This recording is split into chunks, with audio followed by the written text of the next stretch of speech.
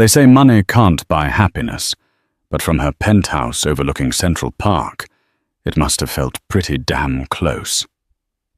Juliette Van Deer was weeks away from giving birth to her first child, the heir to her billionaire husband's empire.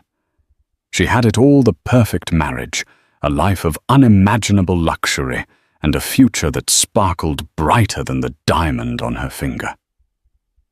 But one hot Tuesday afternoon, a single drop of sweat on her husband's chest would reveal a secret etched into his skin, a name that wasn't hers. And in that moment, Juliette's perfect world didn't just crack, it shattered completely. The air in the Van Deers' Manhattan penthouse was always a perfectly calibrated 2 degrees, a crisp, artificial coolness that stood as a defiant barrier against the suffocating June heat wave that shimmered on the asphalt 80 floors below. Through the vast floor-to-ceiling windows, Central Park unfurled like a lush emerald carpet, a private spectacle for its owners. It was a view Juliette Van Deer had grown accustomed to, much like the hushed, near-invisible efficiency of the staff, the perpetual scent of fresh peonies in the grand foyer, and the comforting weight of the 8-carat Asher-cut diamond on her left hand. As the wife of the infamous real estate mogul Damien Van Deer, her life was by all external accounts a flawless portrait of modern royalty. At 7 months pregnant, Juliette was the very vision of serene, glowing motherhood, an image meticulously crafted and propagated by society magazines. Their glossy pages splashed her photo under fawning headlines: Juliette Van Deer, the epitome of grace, eagerly awaiting the arrival of the Van Deer heir. In these carefully staged photographs, she was always smiling, one hand resting protectively on the perfect orb of her burgeoning belly. Damien was usually by her side, his arm wrapped possessively around her waist, his public smile a carefully constructed mask of the doting husband. He was a brutally handsome man, with a jawline that could cut glass and eyes the color of a stormy sea. He was at his core a collector of beautiful rare things, and Juliette knew with a certainty that was both flattering and chilling that she was his most prized acquisition. Their story was the stuff of modern fairy tales. She had been a scholarship student at Columbia, devouring art history texts, when she met him at a gallery opening in Chelsea. He was a major patron, a man whose name was whispered in revered, fearful tones. He'd been captivated, he'd told her later over champagne, by her unbridled passion, by the way her eyes lit up as she spoke about Monet's water lilies, oblivious to the power players surrounding them. She in turn was captivated by the sheer force of his attention, by the way he made her feel like the only person in a room crackling with egos. A whirlwind romance ensued, a dizzying courtship of private jets to Paris for dinner, impromptu shopping sprees at the Chanel Atelier on Rue Cambon, and finally a proposal on a yacht slicing through the sapphire waters of the Mediterranean.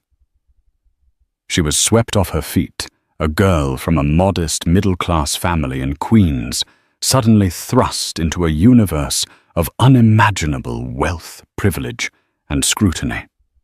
The wedding was the social event of the year, a lavish multi-million-dollar affair at the Plaza Hotel that became a blur of vintage Dom Perignon couture gowns and the relentless, blinding flash of paparazzi cameras.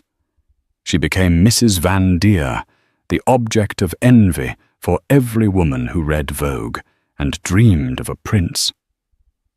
Juliette played the part of the perfect billionaire's wife with an actress's skill. She hosted charity galas that raised millions, sat on the boards of prestigious museums, and oversaw the redecoration of their sprawling homes in the Hamptons and St. Barts. She learned to navigate the treacherous shark-infested waters of high society, to return air kisses to women who she knew were dissecting her every move, to make dazzlingly empty small talk with men whose names were synonymous with both power and corruption. She was a quick study, and her performance was flawless. But in the dead of night, lying awake in the vast expanse of their king-sized bed, the fret silk sheets cool against her skin, a profound and nameless unease would often creep into her heart. Damien was a man built of secrets of late-night meetings that were never on any calendar, and hushed urgent phone calls taken on balconies. His business was his life, he'd told her early on, a dark, complex world she was not to question. She accepted this boundary, just as she accepted his frequent last-minute business trips, his sudden volatile moods, his carefully managed emotional distance. It was the price of admission, she told herself, to this gilded cage. She was a beautiful bird, with feathers of silk and diamonds, and she had long forgotten the mechanics of flight. The pregnancy she had desperately believed had changed things. Damien had been genuinely ecstatic when she told him. The Vandeer heir. His legacy, the only thing he truly worshipped, was now secured. A new attentiveness had softened his edges. He started coming home earlier, his hand always finding its way to her belly, a look of true wonder in his stormy eyes as he felt their son kick. Juliet had allowed herself to hope to believe that this child would be the bridge to connect their separate worlds, that the warmth of impending fatherhood would finally melt the ice that so often encased his heart. She had been a fool. The day her world shattered began with the deceptive tranquility of any other. She had woken late, the summer sun streaming through the windows. Damien was long gone, a curt note on his pillow announcing an early meeting. She took a leisurely breakfast on the terrace, the city's hum, a distant, non-threatening soundtrack. Her afternoon was a study in privileged motherhood, a private prenatal yoga session, followed by a fitting for a custom-made Jason Wu maternity gown for the upcoming Met Gala. It was a life of curated blissful perfection, a life that was about to be irrevocably ripped to shreds. She returned to the penthouse in the late afternoon, the oppressive city heat clinging to her. A deep exhaustion had settled into her bones, her lower back aching with a familiar dull pain. She decided on a bath, a long, luxurious soak in their cavernous marble tub, a monolithic structure that could have fit 4 people. As the water infused with expensive oils rushed from the gold faucet, she heard the heavy front door open and close. Damien was home early. A small, hopeful flutter stirred in her chest. "Juliet." He called out, his voice echoing in the vast, empty spaces of the apartment. In the bathroom, she replied, her own voice lighter than she felt. He appeared in the doorway. His tie already loosened his Brioni suit jacket, slung casually over his shoulder. He looked weary, but his face broke into a smile when he saw her. "Rough day?" she asked, managing a soft smile back. "The usual," he said, shrugging off his jacket and tossing it onto a chair. "Deals and deadlines, vultures and sycophants." He walked over to her and pressed a kiss to her forehead. "How's my favorite duo?" he asked, his hand instinctively going to caress her belly.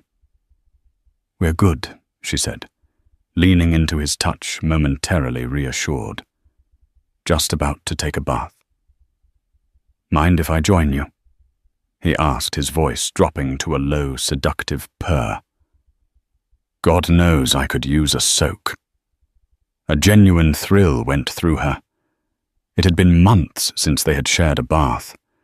It was such a small thing, an intimate gesture that felt like a promise, a reconnection. "Of course," she said, her voice a little breathless. He stripped off his clothes with an unself-conscious grace, his body lean and powerfully muscular, a testament to the brutal daily sessions with his personal trainer. He stepped into the tub, the water sloshing over the sides. She followed, settling in front of him, her back resting against his firm chest. He wrapped his arms around her, his hands coming to rest on her belly, a familiar protective gesture. They sat in a comfortable, steamy silence, for a few moments, the warm water lapping at their skin. "He's active today," Damien said, his voice a soft rumble against her ear, as their son delivered a sharp kick. She smiled a real smile this time. "He's a Vandeer. He's got places to be." Damien chuckled a rare, genuine sound that always made her heart perform a little flip. He picked up a sea sponge and began to lather it with her expensive French soap, the calming scent of lavender filling the air. He began to wash her back, his fingers tracing lazy, soothing circles on her skin. It was peaceful. It was perfect. And then in a single heart-stopping instant, it was over. He had shifted slightly, reaching for the bottle of shampoo. For a fleeting second, his chest, the part usually shielded by a starched dress shirt, was fully exposed to her gaze. And there, nestled among the dark hairs just above his heart, was a tattoo. It was new. She had never seen it before. It was a name inked in a delicate, looping feminine script, a name that was not and would never be hers. Isabella. The name was a brand, a permanent, searing declaration of ownership. Juliet's heart didn't just stop. It felt as if it had been ripped from her chest. The blood drained from her face, leaving her skin cold and clammy. The lavender-scented air suddenly felt thick and suffocating. She couldn't draw a breath. "What is that?" she whispered, her voice a raw, broken thing, barely audible over the sound of the running water. Damien froze. There was no pretense of confusion. He knew instantly what she was talking about. She saw it in the sudden, rigid tension in his shoulders, the way his hand stilled on her back. He made a move to cover it, to shift his body, so the name would disappear beneath the water. But it was too late. The image was burned onto her retinas. "Isabella. It's nothing," he said, his voice clipped and tight. "Nothing," she repeated, her voice rising, cracking with disbelief. She twisted around to face him, her eyes blazing with a pain so intense it felt like a physical fire. "You have another woman's name tattooed on your chest, right over your heart. And you tell me it's nothing." He refused to meet her gaze, staring instead at the water. His jaw clenched so tightly a muscle jumped. "Juliet, don't make a scene." A scene, she shrieked, the sound tearing from her throat, raw and animalistic. "You've been cheating on me while I'm pregnant with your child, and you have the unmitigated audacity to tattoo her name on your body." Hot, angry tears were streaming down her face now, a torrent of grief and rage. A wave of violent nausea washed over her. She scrambled out of the tub, her limbs clumsy, slipping on the wet marble floor. She grabbed a thick towel, wrapping it around her trembling body as if it could shield her from the truth. "It's not what you think," he said, his voice utterly flat, devoid of any emotion. "Then what is it? Damien!" She screamed, her voice raw with a pain that felt bottomless. "Who is Isabella? How long has this been going on? Does she know about me? Does she know about our baby?" He finally looked at her. Then, and his eyes were not apologetic or guilty, but as cold and hard as chips of ice. "Her name is Isabella Rossi. And yes, she knows all about you." The casual, callous cruelty of his admission was a physical blow. It struck her with more force than a slap stealing the air from her lungs. Isabella Rossi. The name sparked a vague flicker of recognition, but she couldn't place it. All she could comprehend was the tattoo, the permanent ink that declared his love, his allegiance to another woman. "Get out," she said, her voice dropping to a low, dangerous whisper. "Juliet." "Be reasonable," he said, finally, beginning to rise from the tub. "I said, get out," she screamed, her hand closing around a heavy glass bottle of bath oil. She hurled it at him with all her strength. It missed, shattering against the marble wall with a deafening crash. "Get out of my sight." He stood there for a long moment, a muscle twitching furiously in his jaw. Then, without another word, he turned and walked out of the bathroom, leaving her alone with the glittering, expensive shards of her perfect life. She sank to the floor, her body racked with deep, gut-wrenching sobs. The beautiful, serene bathroom, her private sanctuary, now felt like a cold, sterile prison. The scent of lavender was suddenly sickening. The warmth of the bath water was a mocking reminder of the intimacy they had just shared, an intimacy that was now revealed as a grotesque and unforgivable lie.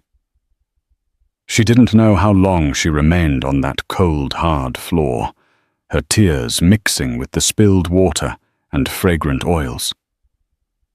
Hours, perhaps. The sun had long set, casting long, menacing shadows across the room. A profound numbness had settled over her. Her mind, a chaotic whirlwind of pain, anger, and the most profound betrayal imaginable. The Vandeer heir, his legacy. It was all a lie. She was a lie. Finally, she managed to pull herself up her legs, shaky and weak. She walked over to the shattered bottle on the floor, the shards of glass glittering like fallen diamonds. She bent down and picked up a piece, the sharp edge digging into the soft flesh of her palm. She didn't feel the pain. All she felt was a cold, hard rage beginning to coalesce in the pit of her stomach, a rage so pure and powerful it burned away the tears. He thought he could break her. He thought he could use her, and then discard her like one of his old unfashionable suits. He was wrong. She was not a possession. She was not a trophy. She was a woman, a mother, and she would not be broken. She walked out of the bathroom and into the master bedroom. His wallet lay on the bedside table, a sleek black Hermès affair with his initials embossed in gold. She picked it up, the fine leather cool and smooth against her skin.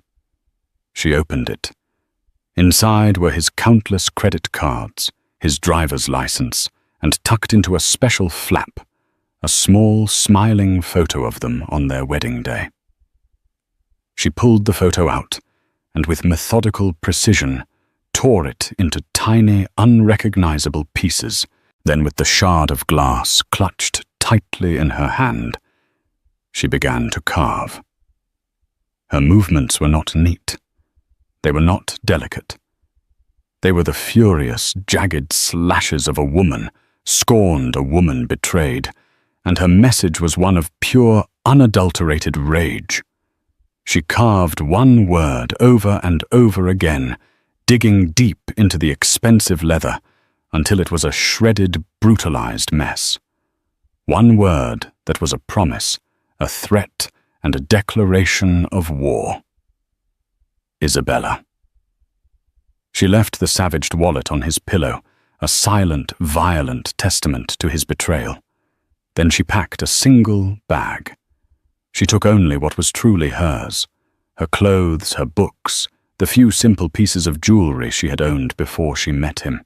She left the diamonds, the couture gowns, the art, all the gilded trappings of a life that was no longer hers. As she walked out of the penthouse for the last time, the city lights twinkling below like 1,000,000 broken promises, she didn't look back. She was no longer Juliette Vandeer, the perfect billionaire's wife. She was just Juliette. And for the first time in years, she felt a terrifying, exhilarating rush of freedom. The gilded cage was open, and she was finally, painfully learning how to fly again. But this was not an escape. This was a declaration. The war had just begun. The elevator's descent was a silent, stomach-lurching drop, a physical manifestation of her fall from grace. When its doors opened into the opulent cathedral-like lobby, the doorman, a man who for 3 years had greeted her with a deferential, "Good evening, Mrs. Vandeer," looked at her with a flicker of open confusion. She was carrying her own bag, a simple canvas tote, a stark and jarring contrast to the fleet of Louis Vuitton luggage that usually accompanied her. Her face was pale and tear-stained, her eyes red and swollen. She was a ghost haunting the scene of her former life. She pushed through the heavy glass doors and onto the streets of Manhattan. The humid night air, thick with the smells of exhaust and roasting nuts, was a shock to her climate-controlled system. The city, usually a source of comfort and vibrant energy, now felt alien and hostile. The cacophony of sirens, angry horns, and distant shouting voices seemed to mock her a symphony of her own inner turmoil. She had nowhere to go. Her family was in Queens, a world away, but she couldn't face them. Not yet. She couldn't bear the thought of their pity, their worried glances, and the unspoken, "I told you so," that would hang in the air. Her friends, the well-heeled women she lunched with, were his friends, his circle. They were not her allies. They were vultures who would feast on her downfall. She hailed a cab, the iconic yellow car, a welcome beacon in the overwhelming darkness. "Where to?" the driver asked, his voice gruff, his eyes meeting hers in the rearview mirror. She didn't have an answer. She was a ship without a rudder, cast adrift in a churning sea of betrayal. "Just drive," she said, her voice hoarse and unfamiliar to her own ears. As the cab weaved through the glittering canyons of the city, the neon lights blurring into a painful kaleidoscope of colors, she replayed the scene in the bathroom over and over in her mind. The tattoo. Isabella. The name was a poison seeping into every cell of her being. Who was this woman? How had she managed to sink her claws so deep into Damien that he would permanently brand himself with her name? With trembling fingers, she pulled out her phone. She typed Isabella Rossi into the search bar. The results were instantaneous and utterly devastating. Isabella Rossi was not some fleeting, insignificant affair. She was a name in her own right, a headline. Isabella Rossi, the fiery Argentinian polo star, takes the Hamptons by storm. One article blared. It was accompanied by a series of photos of a woman with a wild mane of dark hair, flashing obsidian eyes, and a defiant, sensual smile. She was everything Juliette wasn't. She was bold, exotic, untamed. Juliette was the pale, delicate English rose Damien had cultivated in his climate-controlled greenhouse.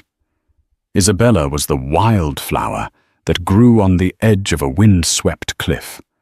The articles detailed her fearsome prowess on the polo field, her family's vast fortune in Argentina, from cattle ranching her string of high-profile, powerful lovers. And then Juliette saw it. A photo of Isabella at a polo match in Bridgehampton, flushed with victory, holding a silver trophy. And standing by her side, his arm wrapped possessively around her waist, His smile unguarded and genuinely proud was Damien. The photo was dated 2 years ago, a full year before he had proposed to Juliet on that yacht in the Mediterranean. The betrayal was not a recent indiscretion. It was a long-running parallel life he had been living all along. The realization hit her with the force of a physical blow. She wasn't the wife. She was the other woman. The convenient, socially acceptable beard, the pristine, blue-blooded incubator for his legitimate heir. The rage that had been simmering within her now boiled over, becoming a white-hot inferno that consumed everything in its path. The tears stopped. Her mind, once a chaotic storm, became chillingly clear. The pain was still there, a dull, throbbing ache deep in her chest, but it was now overshadowed by a singular, all-consuming desire for revenge. She directed the cab to a hotel, a chic boutique establishment in Soho, a place where no one would know the name Vandeer. She checked in under her mother's maiden name, paying in cash from the wad of bills she always kept in her purse, a relic from her life as Mrs. Vandeer, a life that now felt like it had belonged to someone else. The room was small, minimalist, but it was clean and, most importantly, anonymous. It was a sanctuary. She spent the next 2 days in that room, a self-imposed prisoner. She didn't eat. She barely slept. She paced the floor like a caged animal, her mind racing, plotting, strategizing. She was no longer a victim. She was a general planning a war. Her grief was her fuel, her anger, her weapon. Methodically, she began to piece together the labyrinth of Damien's deceit. She went through her memories with a forensic detachment, re-examining every business trip, every late-night meeting, every unexplained absence. They were all lies, part of a carefully constructed alibi to conceal his double life. The urgent business trip to Tokyo had been a romantic getaway with Isabella in Bali. The late-night deal that had kept him out until 4 a.m. had been a tryst in Isabella's downtown loft. The charity gala he'd had to attend alone in London had been a polo championship where he'd cheered for his mistress from the sidelines. The depth of his deception was staggering. He had not only lied to her, he had made her an unwitting public accomplice in his deception.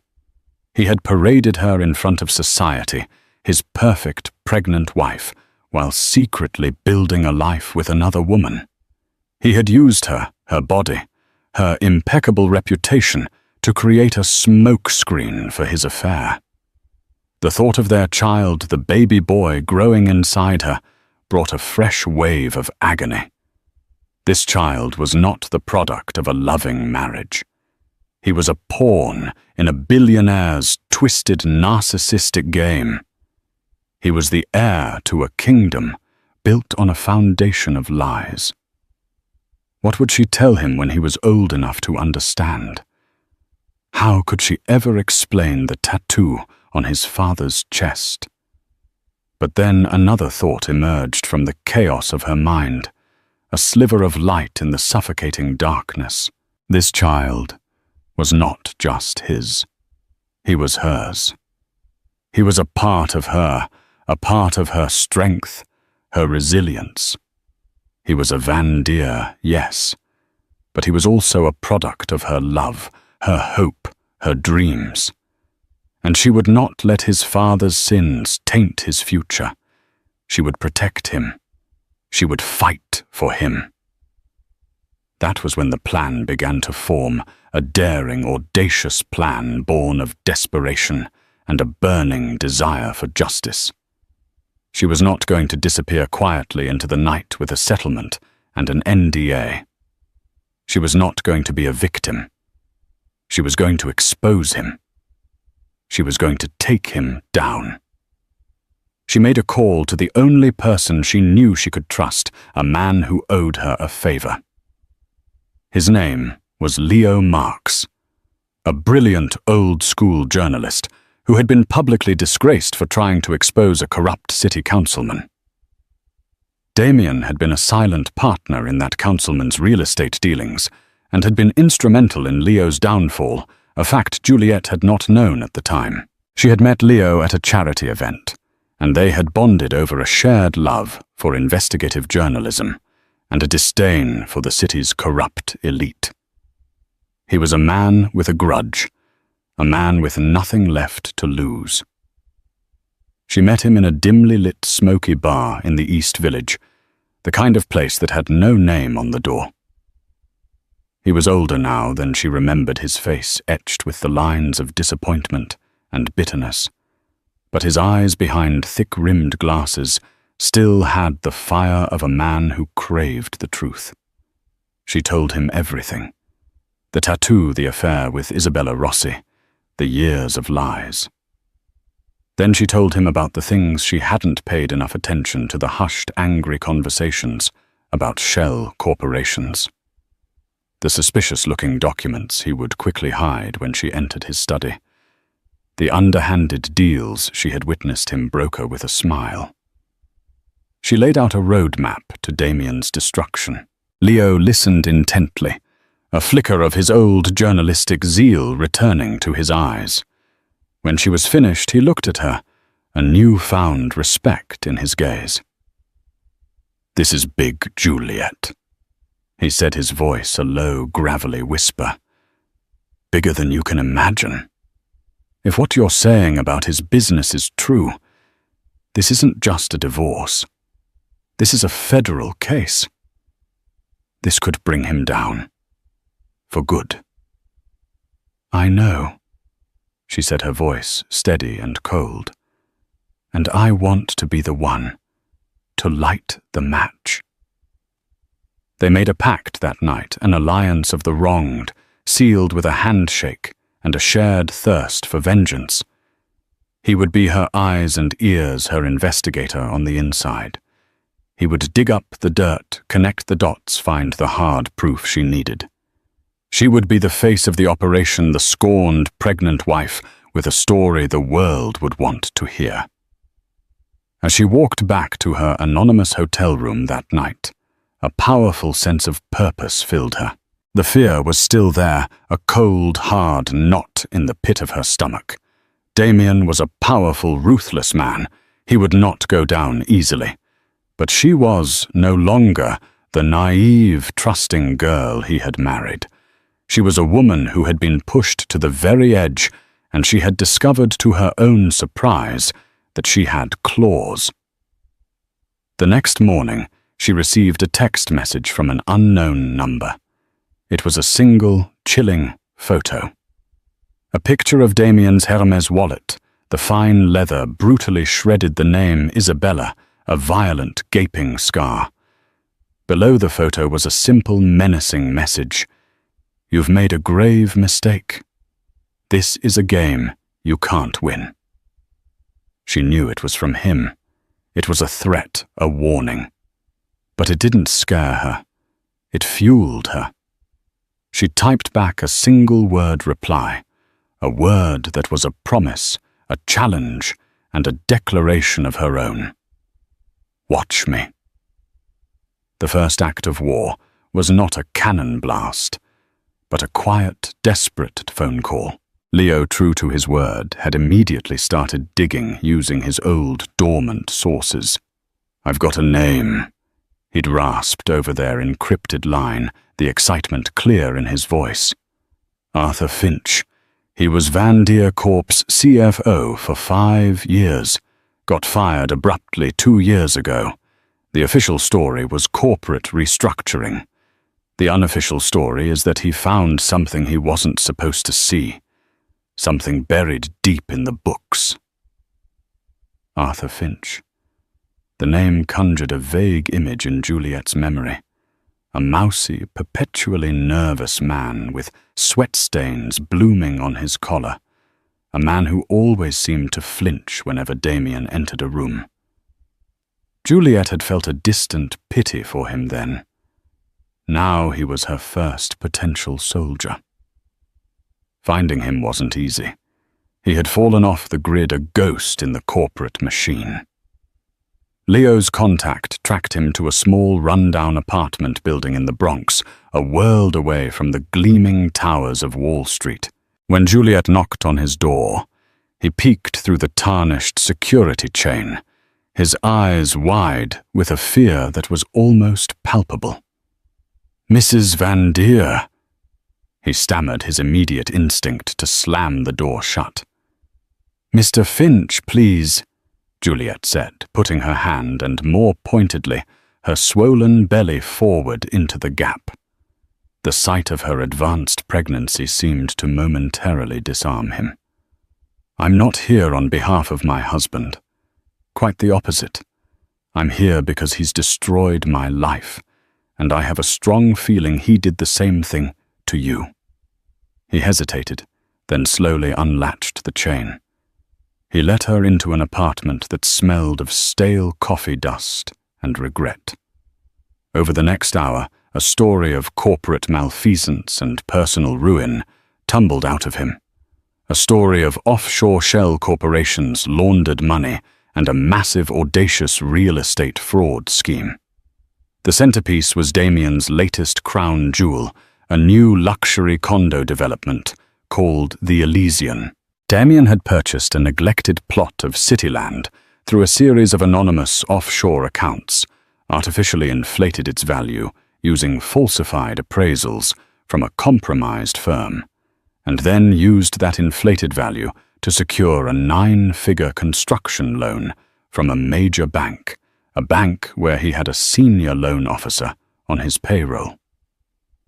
Finch had stumbled upon the intricate paper trail and for his troubles had been summarily fired, forced to sign an ironclad NDA with terrifying penalty clauses, and threatened into absolute silence.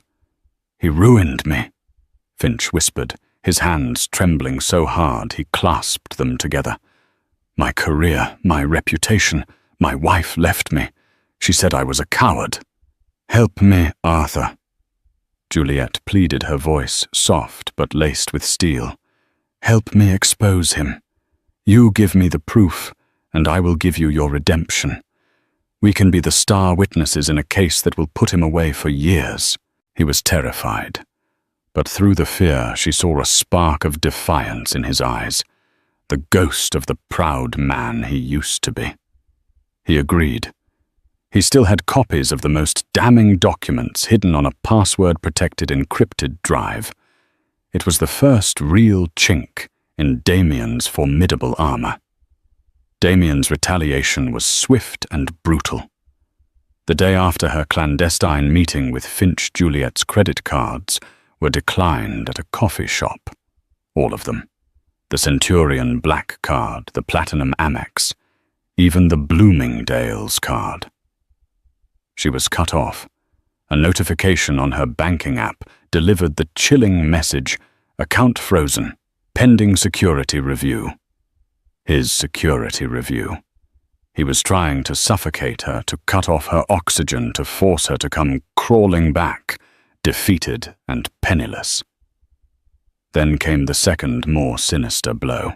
A crisp envelope arrived via courier from his lawyer, a legal shark named Marcus Thorne, a man whose name was synonymous with making inconvenient problems and people disappear. The letter within was a masterpiece of legal gaslighting. It expressed deep and sincere concern for her recent erratic and alarming behavior, citing her destructive and violent outburst, the wallet, and her sudden and unexplained disappearance.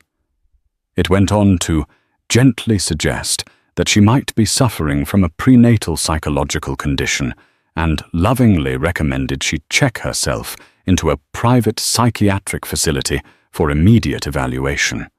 They weren't just attacking her. They were building a case to paint her as an unhinged, hysterical pregnant woman. They were laying the groundwork to take her credibility and eventually her son. The fear she had been suppressing with righteous anger clawed its way back up her throat, cold and sharp. This was a new, terrifying battlefield. He wasn't just fighting for his empire. He was fighting for custody. The thought of her baby boy being raised by that man in that toxic world of lies with the fiery Isabella Rossi potentially playing the role of stepmother was a horror beyond imagining. She was holed up in her cheap hotel room, the walls feeling as though they were closing in, the cash she had on hand dwindling at an alarming rate. For a moment, her resolve wavered. Was this a fight she could possibly win? He had an army of ruthless lawyers, endless financial resources, and a complete lack of morality. She had a disgraced journalist, a terrified accountant on the verge of a nervous breakdown, and a baby on the way. That night, Damien called her directly. His voice was a smooth, silken caress, laced with a false concern that made her skin crawl.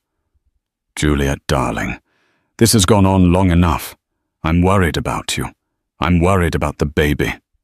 Come home. We can work this out." "Work what out, Damien?" she asked, her voice dripping with the ice that had formed around her heart. "The fact that you have another woman's name tattooed over your heart. The fact that you've been lying to me since the day we met." He sighed, a long, theatrical sound of weary exasperation. Isabella was a mistake. A moment of weakness. It's over. I swear to you. I'll have the tattoo removed. My life, my future is with you, Juliet. With our son. His lies were so practiced, so exquisitely believable. A small, treacherous part of her, the old, naive Juliet, who had fallen in love with a fairy tale, wanted desperately to believe him. The thought of a warm, safe bed of a secure future for her child was a powerful siren's call. But then she pictured the tattoo, the coldness in his eyes in the bathroom, the lawyer's letter that sought to declare her insane. He wasn't sorry. He was cornered. "I don't believe you," she said, her voice shaking but resolute. His tone shifted instantly, the velvet glove coming off to reveal the iron fist beneath. "You're being foolish and sentimental, Juliet. You have no money, no friends of any consequence. What do you think you're going to do? You're going to come home, or I will be forced to take legal steps to ensure the safety and well-being of my unborn child. And trust me, in that fight, you will not win." The line went dead. The threat hung in the silent room, cold and heavy. He had underestimated her. He thought he could bully her into submission. He thought her pregnancy made her weak and vulnerable. He was about to find out that a mother fighting for her child is the most dangerous force on earth. She immediately called Leo. "It's time," she said, her voice firm. "Leak the first part of the story, the affair, the tattoo, the abandoned pregnant wife. Let's give the society pages something real to talk about." It was a risky, painful move. It would expose her own humiliation to the world, but it was a necessary one. She had to control the narrative before he did. She would not be the crazy, hysterical wife. She would be the wronged woman, the betrayed wife fighting back with dignity and courage. The first shot in this war wouldn't be about his business. It would be about his reputation. And she was about to set it on fire. The story broke on a Tuesday morning. It wasn't in the staid columns of the New York Times. Leo knew the battlefield far too well for that. He strategically leaked it to the most vicious, most read online gossip blog in New York, Page 6 Confidential. The headline was a tactical nuke designed for maximum impact. Van Deer's vows and vices. Billionaire's pregnant wife flees penthouse after discovering polo star Mistress's name tattooed over his heart.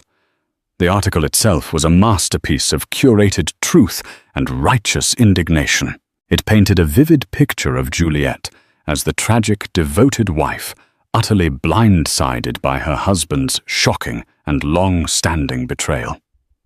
It included an anonymous quote from a close friend of the couple, Leo, of course, detailing Juliet's profound heartbreak and Damien's sordid, lengthy affair with the fiery Isabella Rossi. The story complete with paparazzi shots of Damien and Isabella from years past, spread like wildfire through the elite circles of Manhattan. Phones buzzed in Pilates classes, whispers started over brunch at Balthazar, and the pristine, powerful Vandeer name was suddenly publicly tarnished. The public fallout was immediate and gratifying. Damien was hounded by paparazzi everywhere he went. Vandeer Corp's stock took a small but noticeable dip, enough to make the board members nervous. The board of the museum, where Juliet was a patron, called an emergency meeting to discuss the situation. Juliet had successfully turned her private pain into a public spectacle, and it was working. She had seized control of the narrative. Damien's response was not what she expected. There were no more threats, no more angry phone calls. Instead, an enormous bouquet of her favorite flowers, fragrant white Casablanca lilies, arrived at her hotel. The card was simple, written in his familiar bold script. "I am so sorry. Please let me see you. Damien." She ignored it. 2 days later, a courier from Graff delivered a velvet box. Inside was a breathtaking diamond Riviere necklace, a piece she knew cost more than her family's house in Queens. The card read, "For my beautiful wife, I miss you." He was trying to buy her forgiveness, to placate her, with the very trinkets he had used to build her gilded cage. But the most shocking move came a week later. She was having breakfast in a small, greasy spoon diner, disguised in a hoodie and sunglasses, when Leo slid into the booth opposite her, his face grim. "You're not going to believe this," he said, pushing a tablet across the table. On the screen was a press release from Isabella Rossi's publicist. It announced with regret that due to a serious training injury, Ms. Rossi would be pulling out of the upcoming international polo season and returning to her family's estate in Argentina to recuperate indefinitely. "He got rid of her," Juliet whispered, stunned into silence. "Or paid her off with a few million and a horse farm," Leo countered, his voice cynical. "Damien is in full-blown damage control. The board is getting nervous about the bad press. The Elysian project is his golden goose, and he can't afford any scandals threatening its launch. He's cutting off his liabilities. And right now, you and the Mistress are his biggest ones." That evening, Damien appeared at her hotel. He had somehow found her. He looked haggard, his perfect facade cracking at the edges. He didn't try to come in. He just stood in the drab hallway, his expensive suit looking out of place, his hands shoved deep into his pockets. "She's gone, Juliet," he said, his voice raw with a convincing performance of emotion. "I ended it, for good. It was a mistake, a stupid, unforgivable mistake. But it's over. I choose you. I choose our family." He looked pointedly at her belly, his eyes filled with a banefully practiced sadness. "I know I don't deserve your forgiveness. Not now, maybe not ever. But please think of our son. He deserves a father. He deserves a complete family. Let me earn back your trust. Come home. We can go to counseling. We can do whatever it takes." His performance was flawless. He was the prodigal husband, humbled and repentant. For a terrifying second, Juliet almost believed him. The sheer exhaustion of the fight, the constant gnawing fear, the profound loneliness, it was all weighing on her. The thought of her son having a father, of having a real family, was a powerful, seductive pull. Was it possible he had changed? Could they salvage something from this wreckage for the sake of their child? But then she remembered Arthur Finch's haunted eyes, The cold, dismissive cruelty in Damien's voice in the bathroom. The lawyer's letter that sought to declare her insane. This wasn't repentance. This was a strategic retreat. He wasn't trying to win her back. He was trying to neutralize a threat. If she went home, she would be back under his thumb, under his control. The investigation into his finances would stop. The leaks to the press would cease. He would wait until the scandal died down, wait until the baby was born, and then the door to the gilded cage would slam shut again. This time, for good. She looked him directly in the eye, her gaze as cold and hard as his had been that fateful afternoon. Your timing is impeccable, Damien. You get rid of your mistress the very moment the bad press starts to affect your business. You're not sorry you cheated. You're sorry you got caught. His face hardened almost imperceptibly. That's not fair, Juliet. Fair. She let out a laugh, a bitter, humorless sound that echoed in the cheap hallway. You want to talk about what's fair? Let's talk about Arthur Finch. Let's talk about the Elysian. The color drained from his face. It was a fleeting reaction so quick a casual observer would have missed it, but she saw it. Pure, undiluted panic. She had hit a nerve. A very, very big nerve. The affair was a personal scandal. The Elysian was a federal crime. She had shown her hand, and in that moment the game changed entirely. The facade of a truce shattered. The fake remorse vanished from his eyes, replaced by the cold, calculating predator she knew him to be. You have no idea what you're meddling in. He hissed, his voice a low, venomous threat. You and your pathetic, washed-up little journalist. Drop it. Drop it now before you get hurt. Before someone else gets hurt.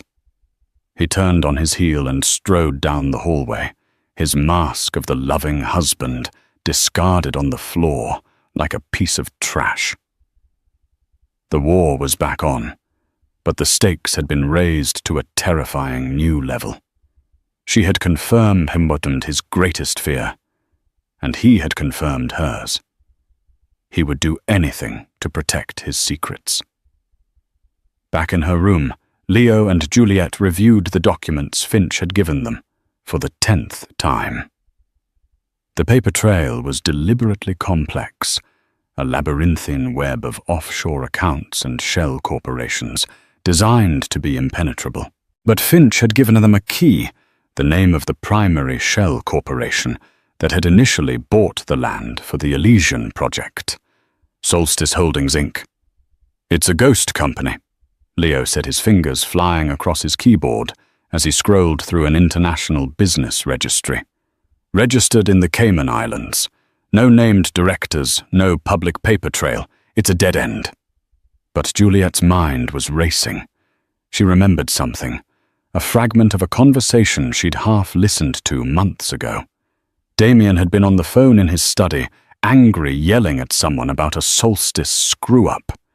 He had mentioned a name, snapping it in frustration. A familiar name. Her blood ran cold as the memory solidified.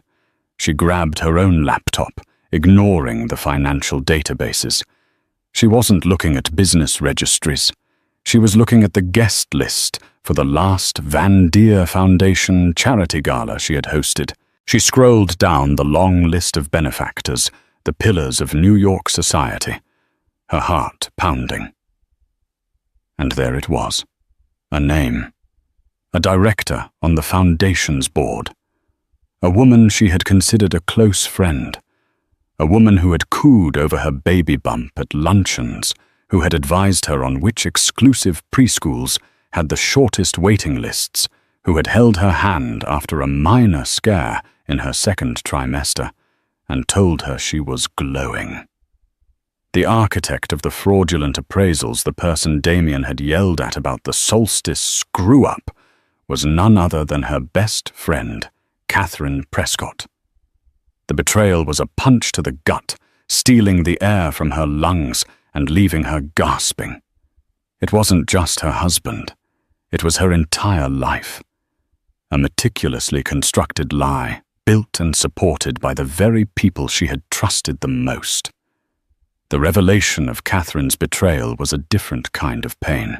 Damien's infidelity had been a sharp, violent wound. But this felt like a slow-acting poison, corrupting every happy memory, every shared secret, every moment of perceived friendship. For 2 days, Juliet was paralyzed adrift in a new sea of despair. How could she fight an enemy who had allies where she thought she had friends? Leo, ever the pragmatist, was blunt. People do stupid things for money, Juliet, and powerful men like Damien are good at finding people's price. You can't dwell on this. You have to use it. Use it. The words echoed in her head. She arranged to meet Catherine at a quiet cafe in the West Village, a place they used to frequent. Catherine arrived all smiles and feigned concern. "Juliet, darling, I've been so worried. Why didn't you call me?" Juliet let her friend fuss for a moment before she dropped the bomb. "I know about Solstice Holdings, Catherine. I know about the falsified appraisals for the Elysian." The professionally applied makeup couldn't hide the sudden stark terror in Catherine's eyes. Her smile froze and crumbled. I don't know what you're talking about. Don't lie to me," Juliet said, her voice quiet but deadly. "Damien is going down. The only question is whether you're going down with him." The truth came out in a torrent of panicked, tearful whispers.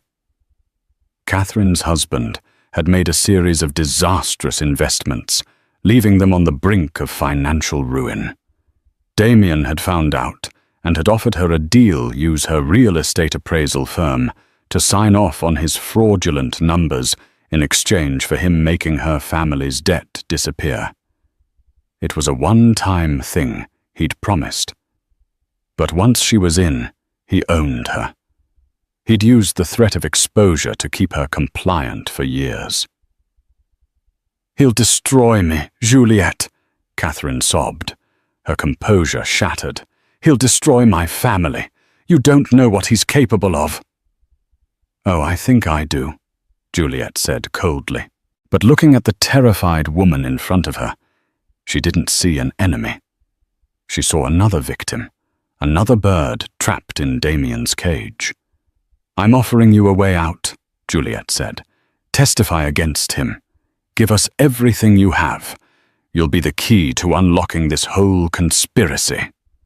It took another week of convincing with Leo, explaining the legal protections of being a cooperating witness, but Catherine finally tremblingly agreed. She provided the unredacted original appraisal documents and a recorded conversation where Damien explicitly instructed her to inflate the property values. It was the smoking gun, armed with Finch's financial records and Catherine's testimony. Juliet and Leo made their final move. They didn't go to the press this time. This was beyond the reach of gossip columns. Leo used a trusted contact to arrange a secret meeting with a senior agent in the white-collar crime division of the FBI. The final gambit was set for the night of the Elysian's grand opening gala. It was the pinnacle of Damien's career, a monument to his ego and his criminality. The party was a lavish affair with champagne fountains, a string quartet, and every major power player in New York in attendance. Damien was in his element, holding court, accepting congratulations, the perfect picture of untouchable success.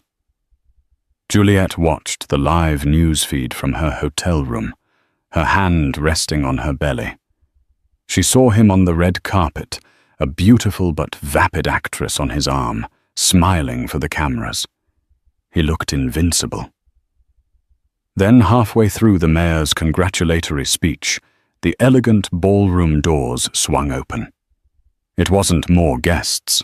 It was a group of grim-faced men and women in dark suits, their FBI badges clearly visible. They walked directly to the stage, their movements calm and purposeful. The music faltered, and died. A hush fell over the glittering crowd. The lead agent approached Damien, who stared at them, his smile frozen in disbelief. "Damien Van Deer," the agent said, his voice amplified by the microphone. "You are under arrest for bank fraud, wire fraud, and money laundering." The collective gasp of the city's elite was audible. As they snapped handcuffs on his wrists, Damien's eyes frantically scanned the crowd, searching for an enemy he could understand. Then, as if he knew, he looked directly into the lens of the nearest news camera.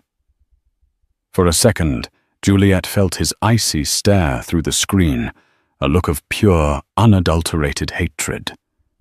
But it held no power over her anymore.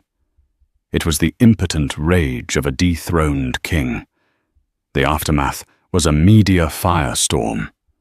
The Van Deer empire crumbled like a house of cards. The Elysian project was seized by the federal government. Arthur Finch and Catherine Prescott became star witnesses for the prosecution, their testimonies painting a damning picture of Damien's corruption. Isabella Rossi became a forgotten footnote, a name forever associated with a spectacular fall from grace. 3 weeks later, in the quiet, sterile environment of a hospital room, far from the chaos, Juliet gave birth to a healthy baby boy. She named him Ethan, a name of her own choosing. As she held her son, looking into his tiny, perfect face, she felt a profound sense of peace. The divorce settlement, negotiated by a new bulldog of a lawyer, was substantial. Combined with the whistleblower reward she received from the SEC, Juliet was now an independently wealthy woman. But the money was secondary. It was a tool, not a prize. She didn't buy a penthouse. She bought a beautiful brownstone in Brooklyn with a small garden in the back. She established a foundation, not in the Van Deer name, but in her own, dedicated to providing legal and financial resources to women and children trying to escape abusive and controlling situations. One crisp autumn afternoon, she sat on a bench in her garden, watching Ethan take his first wobbly steps on the grass. Her life was no longer about silk sheets and diamonds. It was about scraped knees, lullabies, and the quiet, extraordinary joy of a future she had built for herself. The gilded cage was a distant memory. She was free, and she had taught herself not only how to fly, but how to soar. And that's how a broken heart and a scarred leather wallet brought down an empire. It wasn't just about revenge. It was about discovering a strength that is forged in the fire of betrayal. A strength that so many of us have inside. My story is a reminder that even when your world shatters into a million pieces, you have the power to pick them up and build something new, something stronger, something that is truly yours. You are not defined by the people who hurt you, but by how you rise from the ashes. So if you are fighting your own battle right now, remember this. You are the author of your own story. Don't ever let anyone else hold the pen. If this story moved you, please hit that like button, share it with someone who needs to hear it, and subscribe for more stories of resilience and empowerment. Your support means the world. Thank you for listening.